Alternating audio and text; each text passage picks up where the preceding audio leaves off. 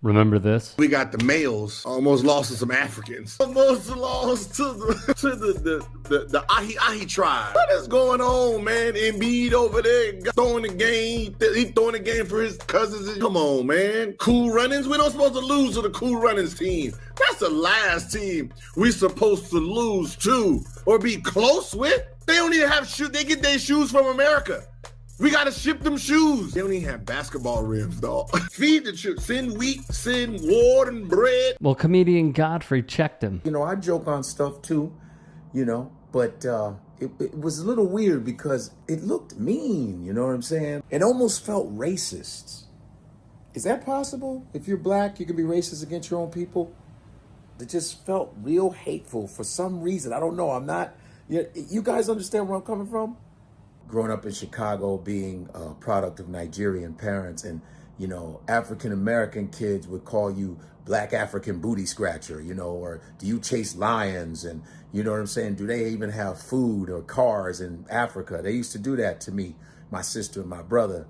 And that's what it reminded me of. More from Godfrey in a moment. Then there was Boston Celtics great Paul Pierce.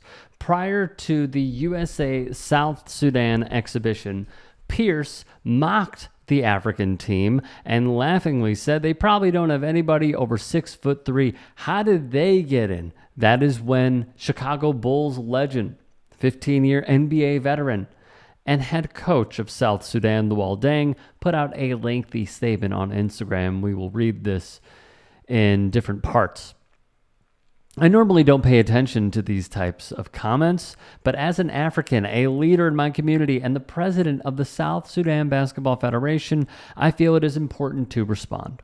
This is for those who have asked about these comments, those who are offended by them, and everyone who has followed our story. I'm not upset or angry at these ignorant remarks made by my former colleagues. I was more disappointed to see them coming from two individuals I have always respected. The comments made by Paul Pierce showed misinformation and a lack of research. However, he used it as a teachable moment to shed positivity once he was informed. Thank you to Paul Pierce for apologizing. That I can respect. More from Godfrey on Arenas. The way he was talking about the Sudanese basketball team was a little weird because there's a lot of great African players in the NBA right now. Plus, a lot of his jokes were old, right? They were a little dated. I thought maybe he watched some old footage of Comic View and Def Jam and some YouTube videos from the 90s and together. You know, that rant reminded me of like when you get some white guys, they'll be by themselves in a room and they decide to be really racist, but they look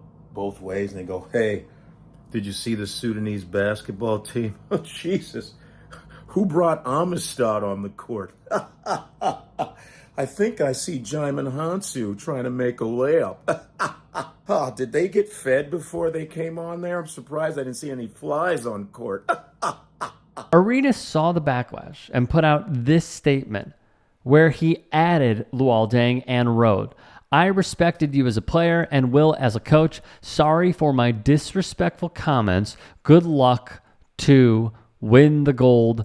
Silver is all yours. However, a show I am a fan of, Dreamers Pro, was brought into it by Arenas after Pro simply said an apology was needed.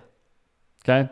Arenas would write, are you offended or just pretending to be offended for clickbait? If you are offended, what part offended you personally, Dreamers Pro? I made some jokes about the South Sudan team, and some folks are saying it was racist. I just want to set the record straight. That ain't me. I was just clowning. Okay, trying to bring some humor, nothing more, nothing less. Dreamers would respond. Personally, it didn't sit well with me for a few reasons. Number one, I'm an African American, but I'm my first generation African American, so I do have African parents. And to hear somebody speak like that about Africans is never going to make you feel good.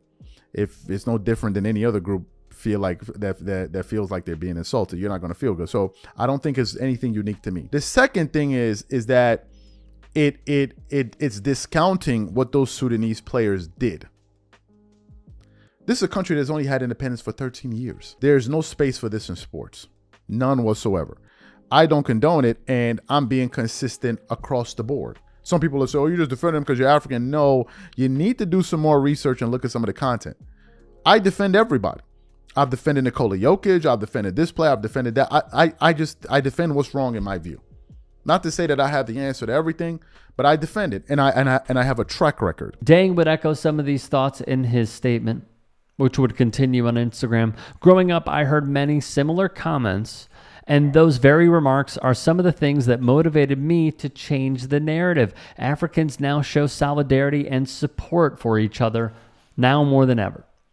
Moments like this are not for us to get upset and lash out. Many Africans and black people who embrace their African heritage are working hard to bring all people, black people, closer by educating and sharing stories and historic moments, teaching that we have much more in common than differences. As for Gilbert Arenas' comments, they were certainly more disrespectful and cruel. Personally, I don't care much. I would never trade places with anyone. Being African is special, he would write. However, for young African and African American kids who admire and listen to Gilbert Arenas, these comments can make you think less of yourself and make the rest of the world think less of Africans. Those who are easily misled may make comments that reflect self-hate more than pride. There is nothing about our history that we should run away from. He would continue. I actually want to thank both of them, as in Pierce and Arenas, for giving us this platform to respond and inform others. We've worked very hard in the last 4 years to be here, and we can't allow mere seconds to take that away. Instead, let's appreciate the moment and use these comments as an opportunity to educate. Being loved is always better than being tolerated. If we as a people realize the greatness from which we came, we would be less likely to disrespect ourselves. More from Godfrey. I hope that you keep that same energy for the European teams. Let's say the European teams have a close game. I hope you keep that same energy. I hope you do that. Don't cheat now. Don't cheat now. It's felt very hateful. I don't know, Gilbert. But the African thing, it was weird because African Americans and Africans already clash half the time. Africans get a stereotype that they hate African Americans and African Americans hate Africans, so they got us fighting amongst each other, and that situation doesn't really help out the situation. So, Gilbert, update your ignorance, man. Come on, press refresh. Come up with some better. That's all I'm saying. A Zimbabwe, a Zimbabwe, a Zimbabwe, a Zimbabwe. I'm just playing. I think it's fairly easy. What Gilbert Arenas should have done was not say, oh, you offended? Why are you offended? Or making some wish-washy statements. What he should have done was just flat out apologize and moved on. And we're seeing it on TikTok with one of the more famous TikTokers. I'm blanking on his name. Instead of just saying sorry, which is just so simple, they're doubling down, they're tripling down. At the end of the day, if you offend that many people, the easiest thing to do is be a man up, and just say sorry. I truly do believe that Gilbert Arenas thought these jokes were funny. I truly believe that he thought he did nothing wrong. And I thought Godfrey's perspective was really good in saying that this is like old humor that just isn't funny. It's just unfunny. And it felt troubling.